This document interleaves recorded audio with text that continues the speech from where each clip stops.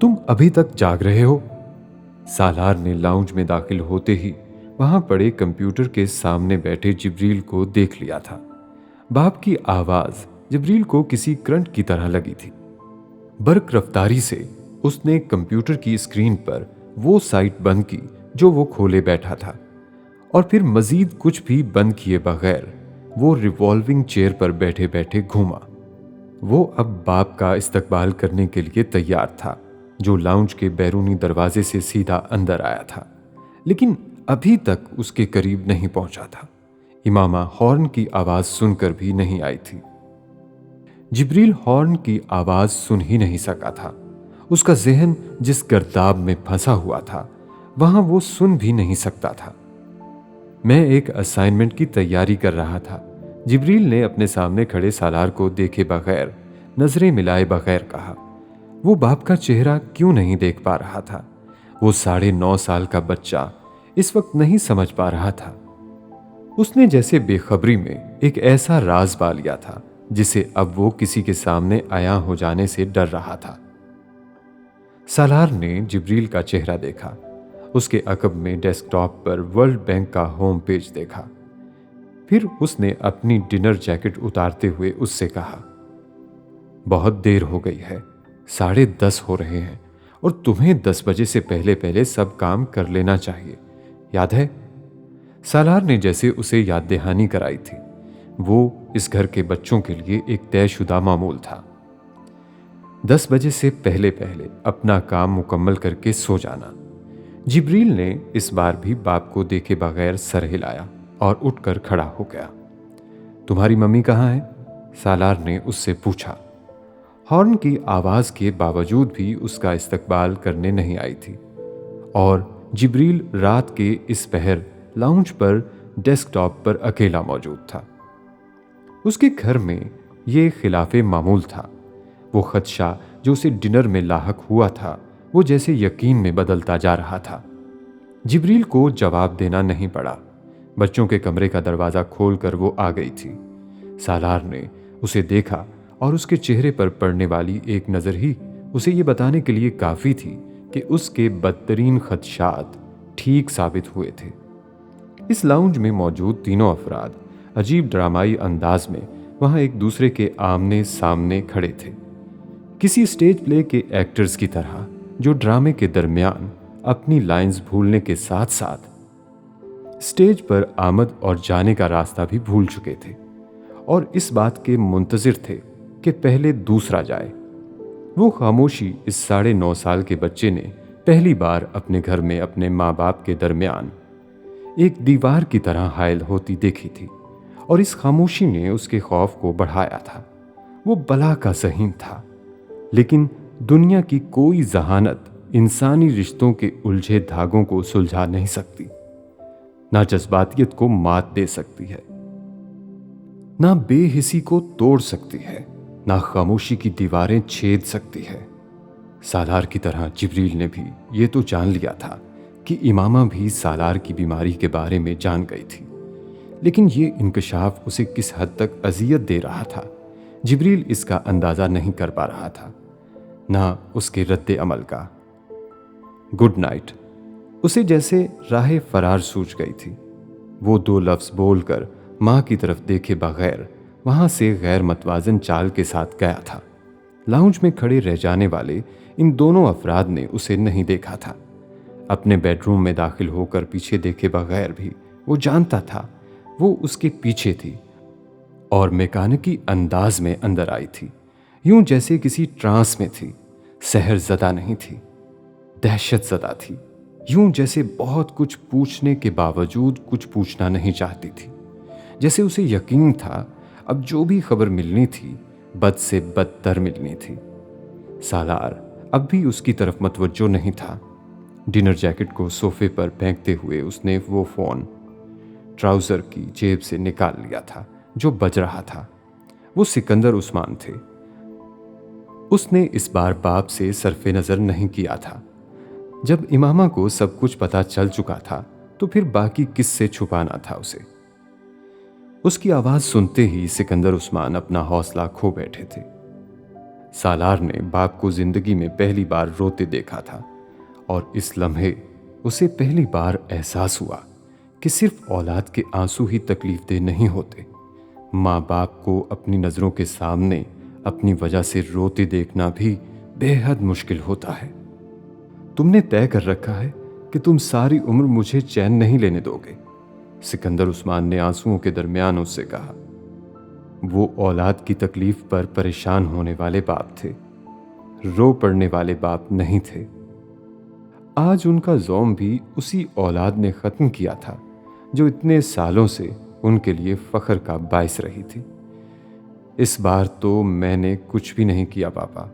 इस जुमले ने सिकंदर उस्मान को मज़ीद ज़ख्मी किया था। वो ठीक कह रहा था, वाकई इस बार तो उसने कुछ भी नहीं किया था। मैं और तुम्हारी मम्मी कंशासा आ रहे हैं इसी हफ्ते। उन्होंने अपने आप पर काबू पाने की कोशिश की थी। पापा, क्या फ़ायदा है, मैं वक्त नहीं दे पाऊंगा। सब कुछ वाइंड अप कर रहा हूं मैं यहाँ। कुछ दिनों की बात है, फिर मैं आ जाऊंगा आपके पास पाकिस्तान। उसने बाप को समझाने की कोशिश की। वो इन दोनों को इन हालात में अपने सामने नहीं देखना चाहता था। आप परेशान ना हो, मैं फ़िलहाल बिल्कुल ठीक हूँ। ट्रीटमेंट हो रहा है, आप सिर्फ दुआ करें, मम्मी से मेरी बात करवा दें। उसने सिकंदर उस्मान को दिलासा देते हुए उन्हें माँ से बात करवाने को कहा। तैयबा भी इस कैफियत में थी जिसमें सिकंदर उस्मान थे।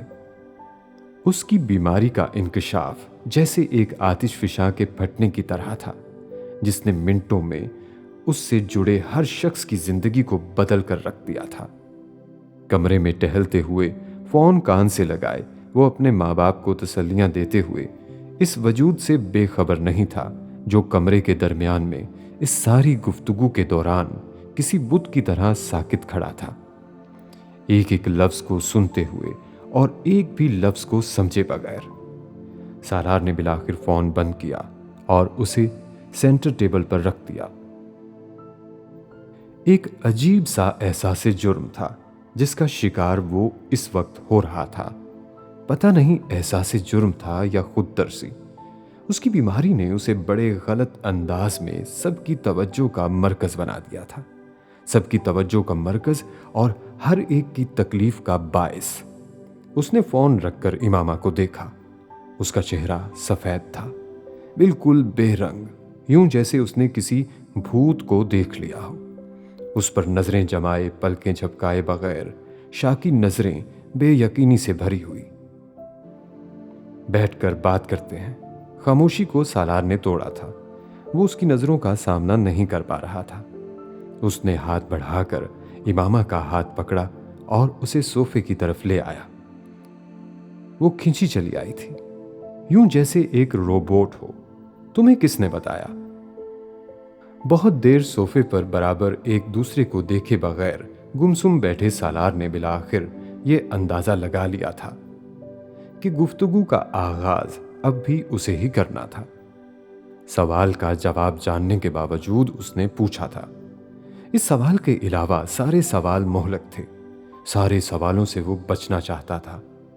किसी दूसरे के बारे में पूछना और बात करना और बात थी, अपने बारे में बात करना, अपनी बीमारी, अपनी जिंदगी, अपनी मौत, ये इंसान नहीं कर सकता। वो भी इंसान था। तुमने क्यों नहीं बताया? सवाल का जवाब वो नहीं आया था जिसकी उसे तवक्को थी। सवाल का जवाब सवाल से ही आया था, गले में फंसी हुई, रंधी हुई, जख्मी सी आवाज में। वो इमामा की आवाज नहीं थी, बेबसी और बेयकीनी की आवाज थी। क्या हुआ, कब हुआ से भी ज्यादा चुभने वाला सवाल। उसने उसे इस काबिल क्यों नहीं समझा था कि अपनी जिंदगी की इतनी बड़ी तकलीफ दे खबर को उसके साथ बांटता। छुपाना क्यों जरूरी समझा था, जिंदगी के इतने साल साथ गुजारने के बावजूद भी। हिम्मत नहीं पड़ी। जवाब ने इमामा की हिम्मत भी तोड़ी थी। वो कम हौसला तो कभी नहीं था। तो क्या वो खबर इस बीमारी की, इस नवैयत इस हद तक खराब थी कि वो कम हिम्मत हो रहा था? वो उसे देखे बगैर अब जूतों के तस्मे खोलते हुए उसे अपनी बीमारी के बारे में बता रहा था। ट्यूमर की तशखीस, नोयत, मुमकिना इलाज, मतवक्को मुज़म्मिरात। मध्यम आवाज में उसे देखे, उससे नजरें मिलाए बगैर वो उसे सब कुछ बताता चला गया। वो दम साधे सब कुछ सुनती गई, यूं जैसे वो अपने किसी भयानक ख्वाब के बारे में बता रहा था। तुम ठीक हो जाओगे। उसने सारी गुफ्तगू सुनने के बाद उसका कंधा दोनों हाथों से पकड़कर मिन्नत वाले अंदाज में पूछा था, यूं जैसे वो मरीज नहीं डॉक्टर था। तुम ठीक हो जाओगे ना? उसने सारी गुफ्तगू सुनने के बाद उसका कंधा दोनों हाथों से पकड़कर मिन्नत वाले अंदाज में पूछा था, यूं जैसे वो मरीज नहीं डॉक्टर था और उसकी जिंदगी और बीमारी खुद उसके हाथ में थी। वो जवाब ही नहीं दे सका, बोल ही नहीं सका। वो सवाल थोड़ी था, वो तो आस और उम्मीद थी जो वो उसे कम से कम अपने लफ्जों से देना नहीं चाहता था। उसने अपनी बीमारी के बारे में पाकिस्तान और अमेरिका के डॉक्टर्स की आरा बता दी थी और इसके बावजूद वो उससे एक अहमकाना सवाल पूछ रही थी। सालार ने खफगी महसूस की। गुस्सा नहीं आना चाहिए था, लेकिन गुस्सा आया था। इमामा, तुम जाकर सो जाओ। उसने अपने कंधे से उसके दोनों हाथ हटाते हुए उसे कुछ खुरदरे लहजे में एक वैसा ही अहमकाना मशवरा दिया। वो अपने जूते उठाकर सोफे से उठ जाना चाहता था। वो उठ नहीं सका। वो अब फूट फूट कर रो रही थी, बच्चों की तरह उसके कंधे से लगी। वो उसे सोने का कह रहा था। नींद तो हमेशा के लिए चली गई थी अब उसकी जिंदगी से। वो जो एक घर इतनी मुश्किल से बनाया था वो टूटने जा रहा था। साहिबान हटने वाला था और वो उसे कह रहा था वो सो जाए। वो उससे लिपटी हिचकियों के साथ रोती रही। वो मुजरिमों की तरह चुप सर झुकाए बैठा रहा। तसल्ली, दिलासा दे सकता था, पर क्या देता? अभी उसे वो सारे लफ्ज ढूंढने और सोचने थे जिनमें वो अपनी बीवी को ये कहता कि वो अब अपने मुस्तकबिल को उसके बगैर सोचे, अपने हाल में से उसे निकालना सीखे। ये नाउम्मीदी और मायूसी नहीं थी, हकीकत पसंदी थी। वो हकीकत पसंदी जिससे इमामा नफरत करती थी। मैं रिपोर्ट्स देखना चाहती हूँ, वो रोते रोते यकदम बोली थी। पता नहीं अब क्या गुमान था जिसे वो वहम बनाना चाहती थी। सालार ने एक लफ्ज कहे बगैर उठकर कमरे में पड़ी एक कैबिनेट से फाइल्स का एक पलंदा लाकर उसके सामने सेंटर टेबल पर रख दिया था। वो कपकपाते हाथों से इन रिपोर्ट्स को देखने लगी। धुंधलाई हुई आंखों के साथ वो इन कागजात को देखते हुए जैसे ये यकीन करना चाहती थी कि कुछ और तो नहीं था जो वो छुपा रहा था। कोई और बुरी खबर, पैरों के नीचे से बाकी मादा जमीन भी निकाल देने वाला इंकशाफ। हर कागज उसकी आंखों की धुंध को गहरा कर रहा था। वो मेडिकल की स्टूडेंट रह चुकी थी। रिपोर्ट्स में इस्तेमाल शुदा टर्म्स को पढ़ भी सकती थी, समझ भी सकती थी। आखिरी फाइल को बंद करके वापस रखते हुए उसने सालार को देखा। मेडिकल साइंस गलत भी तो कह सकती है। सालार रंधी हुई आवाज में कहे गए इस जुमले पर हंस पड़ा। वो गलत आदमी को गलत जुमले से उम्मीद दिलाने की कोशिश कर रही थी, बल्कि शायद ये जुमला उससे नहीं अपने आप से कह रही थी, अपने दिमाग में चलने वाले झक्कड़ रोकने के लिए। हाँ, साइंस गलत भी कह सकती है, डॉक्टर्स की तशखीस भी गलत हो सकती है, इलाज भी। उसने इमामा हाशिम की बात को रद्द नहीं किया था। उसकी अजियत को वो और नहीं बढ़ाना चाहता था। तुम ठीक हो जाओगे ना? उसका बाजू एक बार फिर थामा गया था। सवाल फिर दोहराया गया था। वो खामोश नहीं रह सका, गुस्सा भी नहीं दिखा सका। अगर मेरे हाथ में होता तो जरूर, लेकिन ये अल्लाह के हाथ में है, इसलिए इंशाअल्लाह। वो फिर हिचकियों से रो पड़ी थी। इस बार सालार ने उसे लिपटा लिया। वो मर्द था, रोना नहीं चाहता था, मगर जज्बाती हो रहा था। वो आंसू नहीं थे, वो सारे खौफ और खदशात थे जो उसकी बीमारी उनकी जिंदगी में ले आई थी। 4 कमसिन बच्चों के साथ वो एक औरत अपनी जिंदगी को कैसे अकेले बसर कर लेने का तसव्वुर कर लेती, जब वो पिछले 11 सालों से उस पर हर लिहाज से इन्हसार करती रही थी। खौफ बेशुमार थे और वो उसके इजहार के बगैर भी जैसे उसका जहन पढ़ रहा था। इमामा, तुम्हें बहादुर बनकर इस सब का मुकाबला करना है। उसने बिलाखिर उसके लिए एक जुमला ढूंढा था कहने के लिए, सदियों पुराना रिवायती जुमला, तकलीफ में इंसान बेहिस तो हो सकता है, बहादुर कैसे होता है। वो उससे कहना चाहती थी लेकिन कह नहीं सकी। जिंदगी में पहली बार उसने सालार की किसी बात पर एतराज के बावजूद एतराज उस तक नहीं पहुंचाया। लड़ना झगड़ना बहस मुबाहिसा ये तो तब होता है जब सालों का साथ हो। सालों का साथ गुजर गया था, अब जो रह गया था वो मोहलत थी और इस मोहलत ने उसे कुछ कहने के काबिल नहीं छोड़ा था। शिकवा शिकायत गिला एतराज कुछ भी, वो रोती रही, वो उसे साथ लगाए थपकता रहा। तुम ठीक हो जाओगे। बहुत देर तक उससे लिपट कर रोते रहने के बाद वो उससे अलग हुई और उसने जैसे खुद पर काबू पाते हुए कहा, तुम फिर सवाल कर रही हो। सालार को लगा उसकी जहनी कैफियत ठीक नहीं थी। नहीं, सवाल नहीं कर रही, बता रही हूं, तुम्हें बहादुर बनकर इस सब का मुकाबला करना है। वो उसका जुमला उसी से दोहरा रही थी। वो उसे देख कर रह गया। बीमारी है, मौत तो नहीं है। कैसी तसल्ली थी जो उसने दी थी। उसे शायद ख्याल आया था कि उसे सालार को तसल्ली देना चाहिए थी। उसके आंसू उसे परेशान कर रहे होंगे, मगर उसे ये अंदाजा नहीं था कि उसके अल्फाज उसके चेहरे का साथ नहीं दे रहे होंगे। इमामा सुर्ख सूजी हुई आंखों के साथ लड़खड़ाती जुबान में उसे जो उम्मीद दिला रही थी उसकी हकीकत उसे भी पता थी और वो उसको भी जैसे वो उम्मीद दिला रही थी। तुम कहती हो तो मान लेता हूं। वो मुस्कुराया। इमामा की आंखों में आंसुओं का एक और सैलाब आया। मैंने जिंदगी में तुम्हें बहुत सारे आंसू दिए हैं। तुम्हारे रोने की बहुत सारी वजूहात का बायस बना हूं मैं। उसके आंसुओं ने अजीब कांटा चुभोया था सालार को। बहते आंसुओं के साथ सर हिलाते हुए वो हंसी।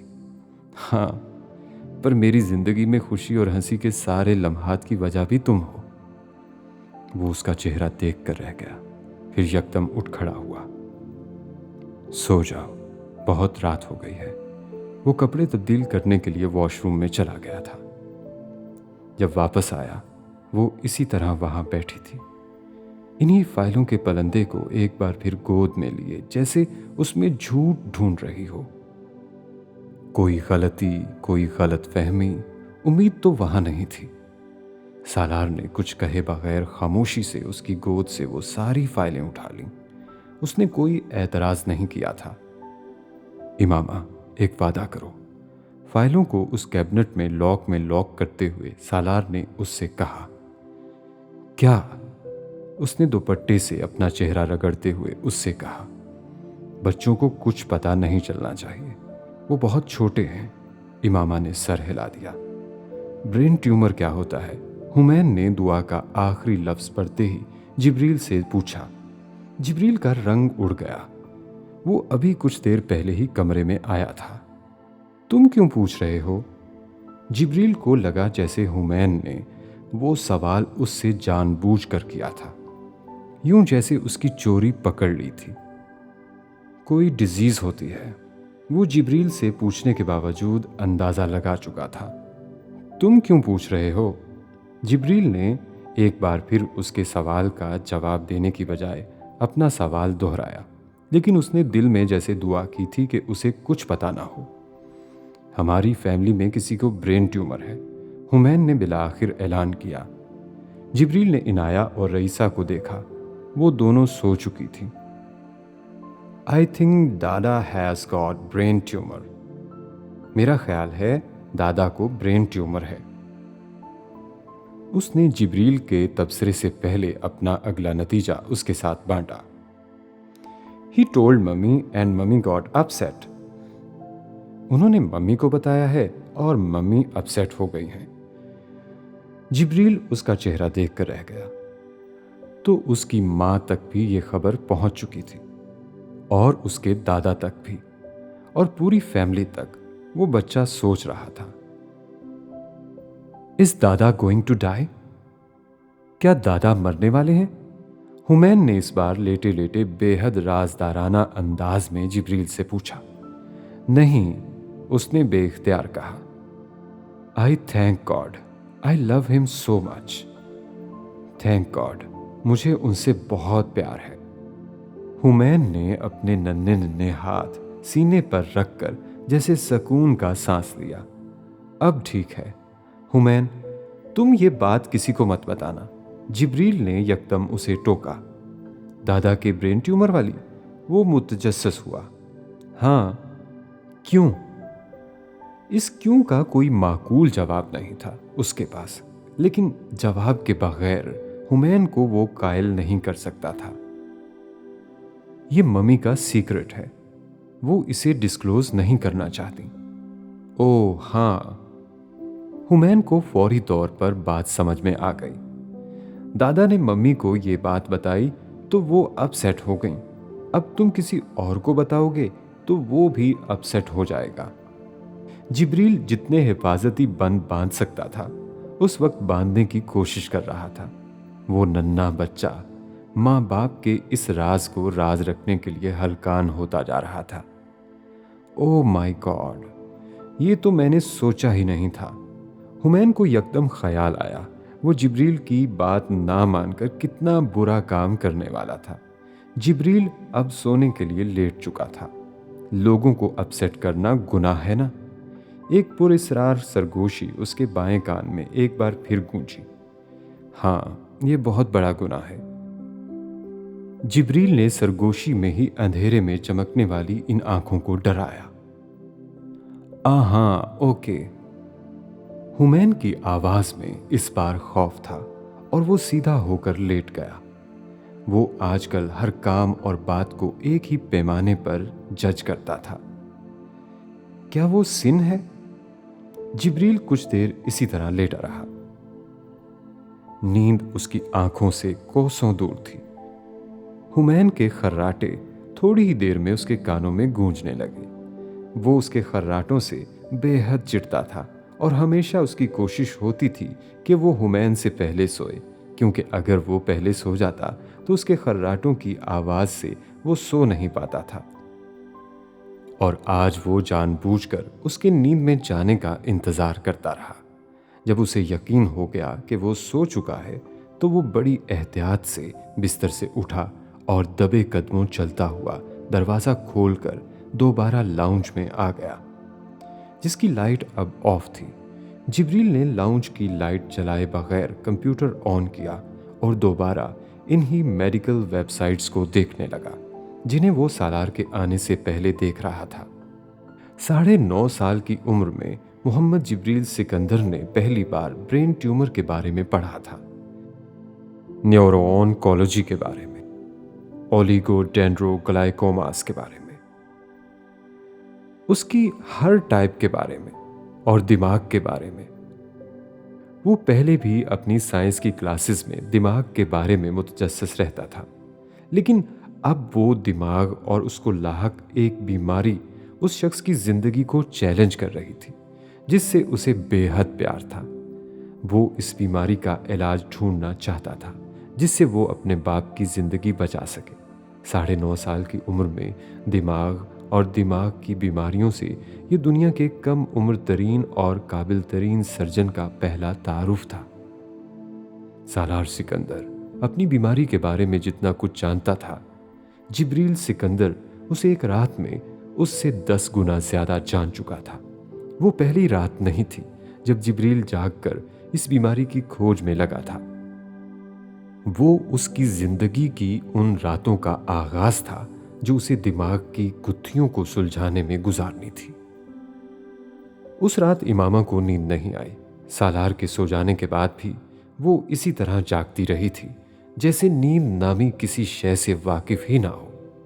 उसे खौफ रहता था, वो जिससे प्यार करती थी वो उससे छिन जाता था। वो सालार से प्यार नहीं करती थी, करने लगी तो इसका एतराफ़ नहीं करना चाहती थी। वो ज़रूरी हो गया तो वो इसका इजहार नहीं करती थी। वो उसको खो देने से डरती थी।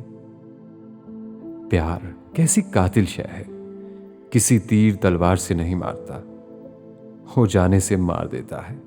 उसने लाहौर में नहर किनारे मिलने वाली उस बूढ़ी खाना बदोश औरत के बारे में सालार को भी बताया था जब वो उसके पास अमेरिका वापस गई थी, और वो हैरान रह गया था कि मोम कैसे हुई, उसका दिल कैसे बदल गया। सालार ने उस बूढ़ी औरत के किस्से को दिलचस्पी से सुना था, यकीन नहीं किया था। उसका ख्याल था इमामा उस वक्त जिस ज़हनी कैफियत में थी वो चीज़ों के बारे में ज़रूरत से ज़्यादा हसासियत दिखा रही थी। उसने इमामा की इस बात को भी ज़्यादा संजीदगी से नहीं लिया था कि वो उस औरत को कोशिश के बावजूद ढूंढ ना सकी। और आज इतने सालों के बाद इमामा को एक बार फिर वही औरत याद आई थी। वो कहीं उसे मिलती तो वो उसे बताती कि उसे वहम नहीं था, वो जिससे प्यार करती थी वो उससे छिन जाता था। सालार की आंख रात के किसी पल खुली थी। इमामा बराबर के बिस्तर में नहीं थी, सोफे पर बैठी हुई थी। उसके बिस्तर की तरफ के पड़े हुए सोफे पर उसने bed side table lamp on कर दिया। वो वाकई वहीं थी, सोफे पर सर झुकाए। वो कमरे में रोशनी होने पर भी उसकी तरफ मुतवज्जो नहीं हुई थी। एक गहरा सांस लेकर सालार ने अपनी आंखों को रगड़ा था। फिर वो उठकर उसके बराबर सोफे पर आकर बैठ गया। तुम्हें पता है मैं क्यों तुम्हें ये सब नहीं बताना चाहता था? सिर्फ इसी वजह से, तुम मुझे बहुत परेशान कर रही हो। वो मध्यम आवाज में उससे कह रहा था। वो उसे डांटना चाहता था, डांट नहीं सका।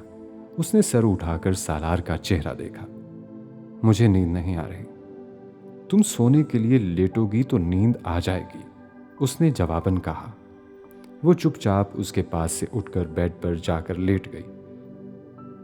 उसकी इस इताअत ने सालार को बुरी तरह काटा।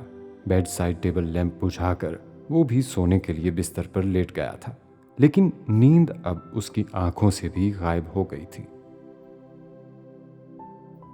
बीमारी के इंकशाफ के असरात उसे अगले दिन ही पता चलने शुरू हो गए थे।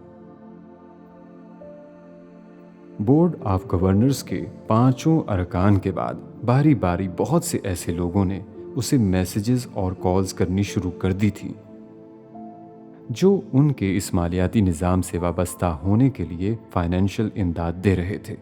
वो सालार सिकंदर की ज़िंदगी के हवाले से तशवीश का शिकार नहीं थे। वो इस इदारे में अपनी इन्वेस्टमेंट के हवाले से अदम तहफ़्फ़ुज़ का शिकार हो गए थे, जिससे वो सालार सिकंदर के नाम की वजह से जुड़ना चाहते थे। ये सालार सिकंदर और उसके साथियों के लिए एक बहुत बड़ा धचका था। इस स्टेज पर इसी तरह की अदम एतमादी उनके इदारे की साख के लिए बेहद नुकसानदेह थी। अगले चंद दिन सालार सिकंदर ने दुनिया जहां से माफिया सिर्फ कॉल्स, ईमेल्स, मैसेजेस के साथ गुजारे थे। कुछ बड़े सरमायाकार पीछे हट गए थे और वो वापस तब आने पर तैयार थे जब उन्हें उनका इदारा काम करता और कामयाब होता नजर आता। बाकी के सरमायाकारों को रोकने के लिए जान तोड़ कोशिशों की जरूरत थी, जो वो सब कर रहे थे। एक कैपिटलिस्टिक दुनिया के अंदर रुपया सिर्फ रुपए के पीछे भागता है और रुपया सांप की तरह डरपोक होता है। एक हल्के से खतरे की आहट पर भी भाग जाता है। दोस्तियां, ताल्लुकात, एतमाद, कोई चीज इसके पांव की जंजीर नहीं बनती सिवाय एक चीज के, तहफ्फुज और तरक्की। वो सिर्फ वहां टिकता है जहां फल फूल सकता है, दिन दुगनी रात चुगनी तरक्की कर सकता है, वहां नहीं जहां उसकी तरक्की को खदशात लाहक हो जाए। सालार सिकंदर ने जिंदगी का एक बड़ा हिस्सा मालियाती इदारों और इन्वेस्टमेंट बैंकिंग में गुजारा था। वो सरमायाकारों की नफ्सियात और जहनियत को अपने बाएं हाथ की तरह जानता था। वो कब दरख्त पर बैठे परिंदों की तरह उड़ते हैं और कब दाने के पीछे आते हैं ये कोई उससे बेहतर नहीं जान सकता था। इसके बावजूद वो अपने मौजूदा आकाओं की करमनवाजी की वजह से एक बेहद मुश्किल सूरत हाल में फंस चुका था। अगले चंद हफ्ते इन इब्तदाई चंद दिनों से भी ज्यादा मुश्किल साबित हुए थे। उनके सारे बड़े सरमायाकार उन्हें छोड़ चुके थे, जिसका मतलब ये था कि उनका 70% फाइनेंस उनके पास आने से भी पहले खत्म हो गया था। 30% फाइनेंस वो था जो बोर्ड ऑफ डायरेक्टर की अपनी कंट्रीब्यूशन थी, और वो सारा इन्वेस्टर्स की शक्ल में मौजूद था, जो वो इन 5 सालों में अपने इदारे के लिए दुनिया के मुख्तलिफ हिस्सों में करने आए थे। उनके पास रनिंग कैपिटल बहुत कम था, वो कैपिटल जिसकी बुनियाद पर उन्होंने बैनुल-अक़वामी तौर पर इस इदारे का आगाज करना था। एक बड़े सरमायाकार के मुआहदा करके भाग जाने का मतलब था कि हजारों दूसरे पोटेंशियल इन्वेस्टर आपको अपने रेड जोन में रख दें। जाने वाला बड़ा इन्वेस्टर कई मुमकिना आने वाले इन्वेस्टर्स को भी पहले ही गायब कर देता है। 5 साल में दिन रात की जाने वाली मेहनत चंद हफ्तों में धुएं की तरह उड़ गई थी।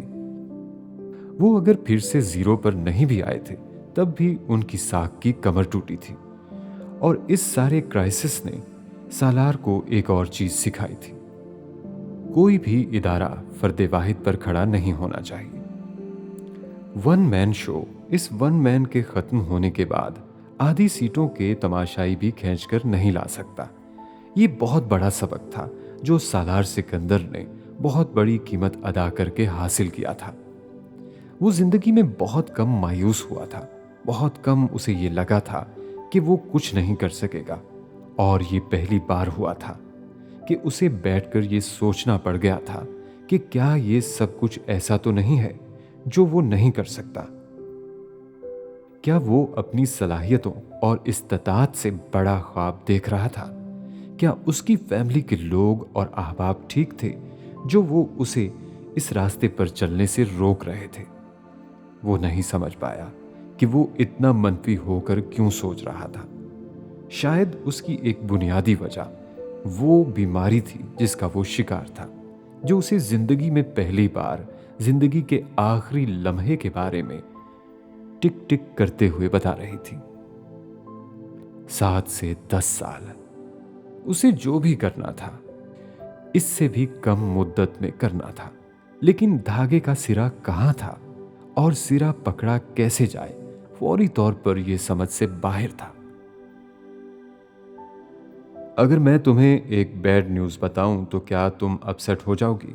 अगले दिन स्कूल खत्म होने के बाद गाड़ी के इंतजार में खड़े हुमैन सिकंदर ने रईसा से कहा। इनाया और जिब्रील को पिक करने से पहले ड्राइवर उन दोनों को पिक करता था। फिर इसी स्कूल के एक दूसरे कैंपस से जिब्रील और इनाया को एक लम्हे के लिए रईसा की समझ में नहीं आया वो हुमैन के इस सवाल का क्या जवाब दे। जिब्रील के खूब समझाने बुझाने और धमकियों के बावजूद वो कोई खबर इतनी ही देर हजम कर सकता था जितनी देर उसने हजम कर ली थी। और घर में रईसा वो सबसे पहला फर्द होती थी जिसे वो हर ब्रेकिंग न्यूज़ देता था, क्योंकि घर में रईसा के अलावा उसे कोई उस जैसा सामे नहीं मिलता था जो उसकी हर बात को ना सिर्फ दिलचस्पी से सुनता रहता बल्कि आमन्ना सदकना कहकर इस पर यकीन भी कर लेता। घर में अब चूंकि 2 ग्रुप थे, जिब्रील और इनाया, सोबर और समझदार, और हुमैन और रईसा। इन दोनों को किस कैटेगरी में डाला जाता ये मुश्किल था, क्योंकि वो दोनों एक कैटेगरी में नहीं आते थे। हुमैन बेहद शरारती और बातूनी था, सवालात की भरमार के साथ, लेकिन इसके साथ साथ बेइंतहा ज़हीन। पढ़ाई उसका मसला नहीं था, उसके माँ बाप का मसला था।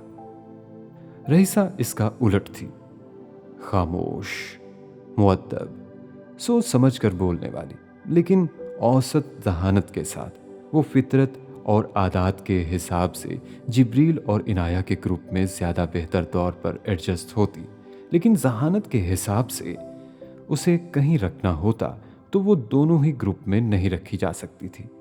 सालार और इमामा के तीनों बच्चों के आईक्यू में 19-20 का फर्क हो सकता था, मगर 1 और 20 का नहीं। लेकिन जहानत और आदात का फर्क होने के बावजूद हुमैन सिकंदर के साथ उसका बला का इत्तेफाक था। वो दोनों घर के छोटे थे और दोनों इकट्ठे रहना पसंद करते थे, जिब्रील और इनाया की तरह। रईसा उसकी बात आधी समझी थी, आधी नहीं समझी थी, लेकिन उसे तजस्सुस हुआ था। नहीं, मैं अपसेट नहीं होंगी, उसने चंद लम्हे सोचकर कहा। ग्रेट। हुमैन का चेहरा खिल उठा। वो एक गुनाह से बचने वाला था और अपने दिलो दिमाग का बोझ भी बटा सकता था। तुम्हें पता है मम्मी और बाबा आजकल अपसेट क्यों हैं? वो अब बड़े ड्रामाई अंदाज में सालार और इमामा की नाश्ते की मेज पर पुरस्रार खामोशी का राज फाश करने वाला था। क्यों? रईसा का तजस्सुस बढ़ा। दादा को ब्रेन ट्यूमर हो गया है। रईसा ने बगैर तासुर के उसका चेहरा देखा। ये एक बीमारी है, लेकिन वो इससे मरेंगे नहीं। उसने रईसा को समझाया। रईसा की समझ में ये बात भी नहीं आई थी। ओके, उसने हस्बे आदत हुमैन की बात के जवाब में कहा और फ्राक की जेब में पड़ी हुई वो चॉकलेट निकालकर खाने लगी जो कुछ देर पहले हुमैन ने उसे थमाई थी। यह बहुत बड़ा सीक्रेट है, बल्कि टॉप सीक्रेट। हुमैन ने उसे ज्यादा मुतासिर ना देखकर उसे मुतासिर करने की कोशिश की। रईसा ने चॉकलेट चबाते चबाते रुक कर उसे देखा। वाओ, उसने मुतासिर होने की कोशिश की और हुमैन बुरी तरह तपा। मैंने तुम्हें एक बुरी खबर सुनाई है और तुम कह रही हो वाओ। मुझे क्या कहना था? वो खाइफ हो गई थी। हुमैन दोनों हाथ कमर पर रखे बेहद खफा अंदाज में उसे देखते हुए बोला, तुम्हें कहना चाहिए था ओह माय गॉड। हुमैन ने अपना मामूल का जुमला पूरे तासुरात के साथ उसे रटाने की कोशिश की। Oh my God. रईसा ने इस जुमले और उसके तासुरात की नकल उतारने की भरपूर कोशिश की। हाँ, बिल्कुल इसी तरह। हुमैन ने उसकी परफॉर्मेंस से मुतमईन होते हुए जैसे उसे सराहा। तुम अब किसी से ये सीक्रेट शेयर नहीं करोगी, ओके? उसने रईसा को ताकीद की। याद रखो, लोगों को अपसेट करना गुनाह है। वो उसे हमेशा की तरह सबक दे रहा था। रईसा ने हमेशा की तरह सर हिला दिया। हुमैन की बात आधी उसकी समझ में आई थी, आधी नहीं, लेकिन ये बात उसकी समझ में आ गई थी। हुमैन उसे इतनी लंबी चौड़ी नसीहत ना भी करता तो भी रईसा इस घर में इन चारों में कम बोलने वाली थी। वो हुमैन से बेहद करीब होने के बावजूद उससे भी गुफ्तगू का आगाज खुद नहीं कर पाती थी। वो शर्माती थी, झिझकती थी या अदम एतमाद का शिकार थी। लेकिन रईसा सालार के लिए गुफ्तगू का आगाज करना एक मुश्किल काम था। वो सिर्फ बात का जवाब देती थी, उकसाने पर सवाल करती थी, लेकिन अगर कोई उसे मुखातिब ना करता तो वो घंटों खामोश बैठी रह सकती थी, अपने काम के किसी भी उस खिलौने में मगन जिसके साथ वो खेल रही होती। कार आ गई। हुमैन ने उसे ताकीद करने के बाद गेट से नमूदार होने वाले ड्राइवर को देखते हुए पुरजोश अंदाज में ऐलान किया और साथ उसे मुतनब्बे किया, याद रखो ये एक सीक्रेट है। हुमैन ने अपना बैग उठाते हुए अपने होंठों पर एक उंगली रखी, फिर उसी हथेली को मुट्ठी की शक्ल में बंद किया। रईसा ने बैग उठाने से पहले उसके एक्शन की नकल की। फिर हुमैन ने हाई फाइव के लिए हवा में हाथ बुलंद किया। रईसा ने भी बेहद एक्साइटेड अंदाज में अपने हाथ का पंजा उसके हाथ से टकराते हुए हाई फाइव किया। सालार, कुछ देर के लिए यह सब छोड़ दो, इमामा ने इस रात बिलाखिर उससे कहा था। वो बहुत देर तक फोन पर किसी से बात करता रहा था और डिनर के दौरान आने वाली इस कॉल को लेने के बाद डिनर भूल गया था। इमामा बहुत देर तक टेबल पर उसका इंतजार करने के बाद वक्फे वक्फे से उसे देखने बेडरूम में आती रही, लेकिन उसे मुसलसल फोन कॉल में मसरूफ देखकर उसने बिलाखिर बच्चों को खाना खिला दिया।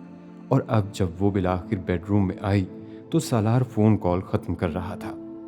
खाने का पूछने पर उसने इनकार कर दिया था। वो सोफा पर बैठा अपने हाथों की उंगलियों से अपनी आंखें मसल रहा था और बेहद थका हुआ लग रहा था। वो उसके पास आकर बैठ गई। वो जिस क्राइसिस में था वो उससे बेखबर नहीं थी, लेकिन वो कुछ नहीं कर सकती थी। वो उसे ज़्यादा से ज़्यादा तसल्ली ही दे सकती थी, लेकिन उसे अंदाज़ा था कि उसकी तसल्लियाँ तिफल तसल्लियों से ज़्यादा कुछ नहीं। सालार सिकंदर की रातों की नींद अगर हराम हुई थी तो इसकी वजूहात यकीनन संगीन ही थी। वो और सालार कई दिनों से आपस में बहुत कम बातचीत कर पा रहे थे। जो बातचीत होती भी तो वो भी सिर्फ उसके इलाज के हवाले से, और इमामा की जिंदगी का मरकज सिर्फ उसकी जिंदगी ही रह गया था। वो कोशिश और जद्दोजहद के बावजूद अपने जहन को किसी और चीज में उलझा नहीं पाती थी, और सालार के पास कंशासा में अपने इन आखिरी महीनों में अपनी बीमारी के बारे में रोज बैठकर बात करने के लिए वक्त नहीं था। क्या छोड़ दूं? वो आंखें मसलते हुए चौंका और उसकी तरफ मतवज्जो हुआ। काम? अच्छा। वो हंस पड़ा। सब कुछ छोड़कर सिर्फ अपने इलाज पर तवज्जो दो, अपनी सेहत, अपनी जिंदगी पर। हमारे लिए सिर्फ वो अहम है। वो अब जैसे उसे समझाने की कोशिश कर रही थी। इमामा, मेरे पास चॉइस नहीं है और मेरे पास वक्त भी नहीं है कि एक वक्त में सिर्फ एक काम करूं। वो उसकी बात सुनकर कुछ लम्हों के लिए जैसे कुछ बोल ही नहीं पाई। वो कुछ देर खामोश बैठा रहा था। मैं हर तरह से मुश्किल में हूं आजकल। बुरे वक्त मैंने पहले भी देखे हैं, लेकिन ऐसा बुरा वक्त नहीं कि जिस चीज को भी हाथ लगाऊं रेत हो जाए। वो सर झुकाए कह रहा था। इमामा की आंखें नम होने लगी। वो कई हफ्तों से लगातार रो रही थी। इसके बावजूद आंखों का पानी खत्म ही नहीं होता था। वो कुआं ही बन गई थी। गुनाहगार तो हूं मैं, हमेशा से हूं। गुमान और गरूर तो कभी नहीं किया मैंने। किया भी तो तौबा कर ली, लेकिन पता नहीं क्या गुनाह कर बैठा हूं कि यूं पकड़ में आया हूं। आजमाइश है सालार, गुनाह की सजा क्यों समझ रहे हो? इमामा ने उसकी कलाई पर हाथ रखा। काश आजमाइश ही हो और खत्म हो जाए, ना खत्म होने वाली सजा ना हो। वो बड़बड़ाया था। तुम्हारे पास कितनी सेविंग्स हैं? उसने बात करते करते मौजू बदल दिया। मेरे पास, वो उलझी, पता नहीं, पाकिस्तान में बैंक में काफी रकम होगी। शादी से पहले की भी थी, बाद में भी जमा करवाती रही, लेकिन मुझे अमाउंट नहीं पता। तुम्हें जरूरत है क्या? उसने यकदम सालार से पूछा। नहीं, मुझे जरूरत नहीं है, लेकिन तुम्हें शायद अब इसे इस्तेमाल करना पड़े बच्चों के लिए। यहां से पाकिस्तान जाएंगे तो वहां कितना अरसा पापा के पास तुम्हें बच्चों के साथ ठहरना पड़े, मुझे अभी अंदाजा नहीं। चंद महीने ठहरना पड़ता है या चंद साल, मुझे नहीं पता। वो आहिस्ता आहिस्ता कह रहा था। वहां पापा के पास बच्चों की तालीम कम अज कम मुतासिर नहीं होगी। अमेरिका में मैं फिलहाल तुम सबको रखना अफोर्ड नहीं कर सकता, खास तौर पर अब जब मेरी जॉब खत्म हो रही है और मैं अपने इदारे को लॉन्च करने के प्रोसेस में भी बेहद मसाइल का शिकार हूं। और इस पर यह ट्यूमर, वर्ल्ड बैंक की जॉब के साथ मेडिकल इंश्योरेंस भी खत्म हो जाएगी, जो अमेरिका में मेरी हेल्थ इंश्योरेंस है। वो कैंसर ट्रीटमेंट को कवर नहीं करती। सालार ने एक गहरा सांस लिया। इसलिए मेरी समझ में ही नहीं आ रहा कि मैं क्या करूं और क्या नहीं।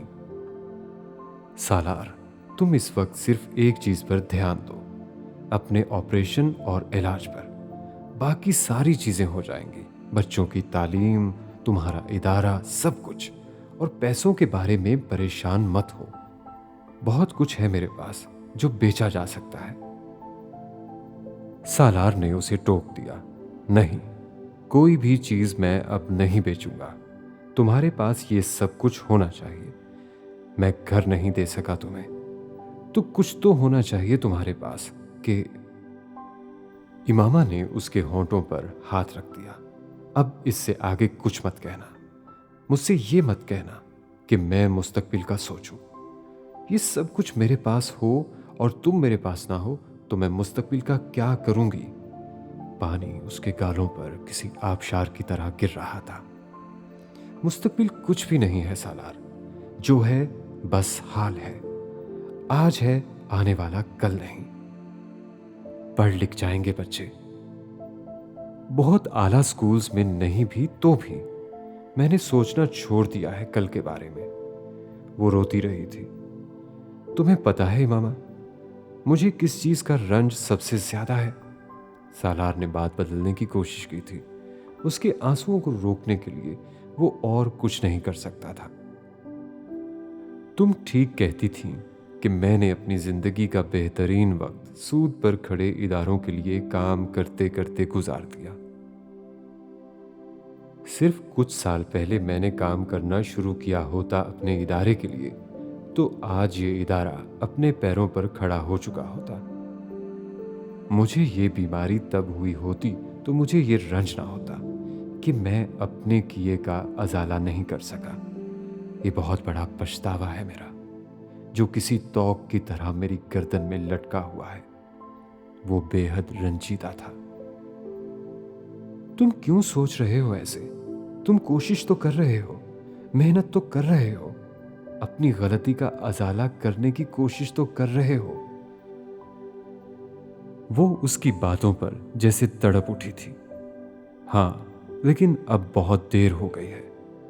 तुम उम्मीद छोड़ बैठे हो। नहीं, उम्मीद तो नहीं छोड़ी, लेकिन वो बात करते करते होंठ काटने लगा। मुझे कभी ये लगा ही नहीं था कि वक्त थोड़ा रह गया है। जब तक सब कुछ ठीक रहता है, हमें लगता है हमारे पास बहुत वक्त है, हर काम कर लेंगे, हर काम हो जाएगा। हम वो सारे काम पहले कर लेना चाहते हैं जो हमारे नफ्स को पसंद है। वो सारे काम जिंदगी के आखिरी हिस्से के लिए रख छोड़ते हैं जो अल्लाह ताला को पसंद है। मैं भी मुख्तलिफ नहीं था, मैंने भी ऐसा ही किया। सालार अपने हाथ मसल रहा था, बेहद रंज के आलम में। कुरान कहता है ना कि जब इंसान जजा सजा के लिए रोज़े क़यामत अल्लाह के सामने पेश होगा, तो वो पुकार पुकार कर कहेगा कि ऐ मेरे रब, मुझे एक बार दोबारा दुनिया में लौटा दे, एक मौका और दे, और इस बार मैं तेरी इताअत करूंगा, गुनाह से दूर रहूंगा।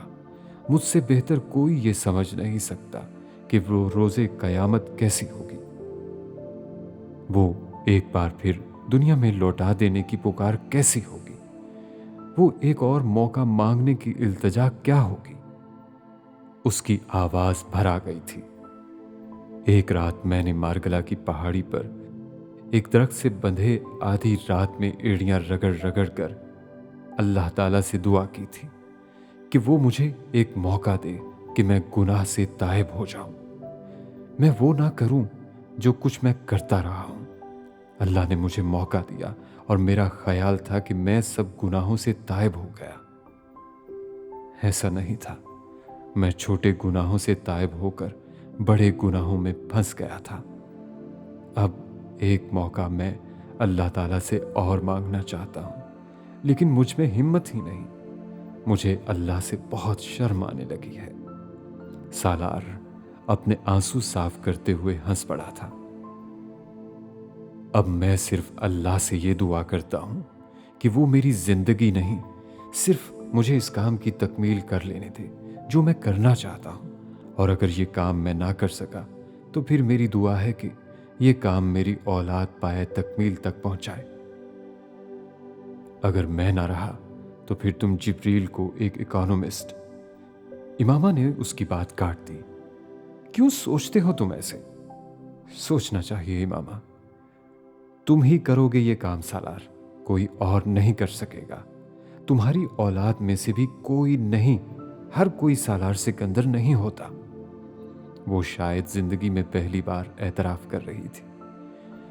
उसके गैर मामूली होने का, उसके खास होने का, उसके तमाम एतराफात और इजहार नदामत के बावजूद, उसकी जिंदगी के हर नशेबो फराज से वाकिफ होने के बावजूद उसे ये मानने में मामूली सा भी शायबा नहीं था कि उसका शौहर आम इंसान नहीं था। सालार ने उस रात उससे बहस नहीं की थी। उसकी अपनी हिम्मत जितनी टूटी हुई थी, वो इमामा की हिम्मत उस तरह तोड़ना नहीं चाहता था। एक हफ्ते बाद उसे एक और चेकअप और टेस्ट के लिए अमेरिका जाना था, और वो मजीद किसी बुरी खबर के लिए अपने आप को ज़हनी तौर पर तैयार भी कर रहा था।